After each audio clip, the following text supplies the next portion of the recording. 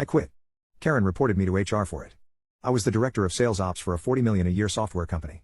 Karen was on my team. We processed purchase orders. Karen had a small vehicle accident that put her in a neck brace. She also needed once weekly physical therapy appointments and had some restrictions on duties, all of which I accommodated, no issue. Despite meeting her needs, Karen decided coming into work was optional. HR noticed that she was repeatedly absent from work for 3 to 4 days at a time, multiple weeks in a row. They did not give me details, but told me documentation from her doctor did not justify all of these absences. To make matters worse, Karen would never give notice that she was going to be out, and sometimes would just no-show without ever calling, nor indicate how long she would be out. HR eventually told Karen she needed to either attend work more regularly, or get a doctor to sign off on short-term disability. This worked for me. I would rather Karen take extended time off, so I could get a temp to take her responsibilities, than be absent frequently with no warning. Karen's original doctor would not document a need for disability, so she found a doctor who would. She bragged to the team that she found a doc that would sign off on anything. So Karen went on disability and I was able to get a temp to cover her until she returned.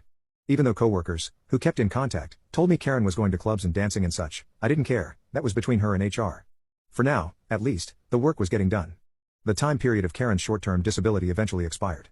At this point, she either had to come back to work, or go on long-term disability so I could replace her permanently. Karen's sign anything doctor would not give her documentation for long-term disability, so Karen grudgingly came back to work. She quickly went back to being absent all of the time. She also refused to do even the basic duties of her job. I went to HR and told them things were not working out and that I wanted to replace her. They were on board with this plan. HR brought Karen in for the talk, but Karen flipped out and said she would sue. Suddenly, HR was not on board. Didn't matter that Karen really had no legal standing, just the threat of a lawsuit made HR decide it was more important to make Karen happy than to let me have a functional ops department. In one instance, I asked Karen to do purchase order review and she complained to HR about me bossing her around. I'm her boss? HR told me that I could no longer give assignments or work duties to Karen, WTF? When I said that was fine, as long as they let me hire someone else to do Karen's job, they refused to give me a rec for a new employee. This went on for months and Karen quickly learned she could complain to HR about anything and get her way. You would not believe the accommodations she was given.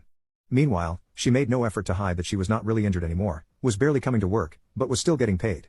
She even encouraged other team members to take advantage of this loophole she had found. Then one day during month-end crunch, Karen had not come in or called, so I called and asked her if she planned to work that day. It was a simple question carefully crafted to be neutral in tone. She told HR that I had harassed her with my phone call. I got written up. So, I immediately put in my 2-week notice. Not going to deal with my career being f***ed by a woman who had worked maybe 6 days in a month, especially when I gave 60 to 70 hours a week to the company. With me suddenly gone, the sales ops fell apart. Purchase orders were not going through. To address this emergency, a company senior VP took over sales ops until my replacement could be found. HR was certainly not going to tell this guy he could not give Karen duties, so Karen actually had to work. About a month after I quit, Karen got my home number and called me, furious that she now had to actually work. She told me she was going to report me to HR, for a company I no longer worked for. And sure enough, she did exactly that. I kept in touch with members of my old team and they told me she was laughed out of the HR office. But here's where it gets absurd. Karen called me again, cursing, screaming and threatening me, and demanded I give her the contact information for HR at my new company. She was going to report me to a department that had no idea who she was, nor had any jurisdiction over her complaints.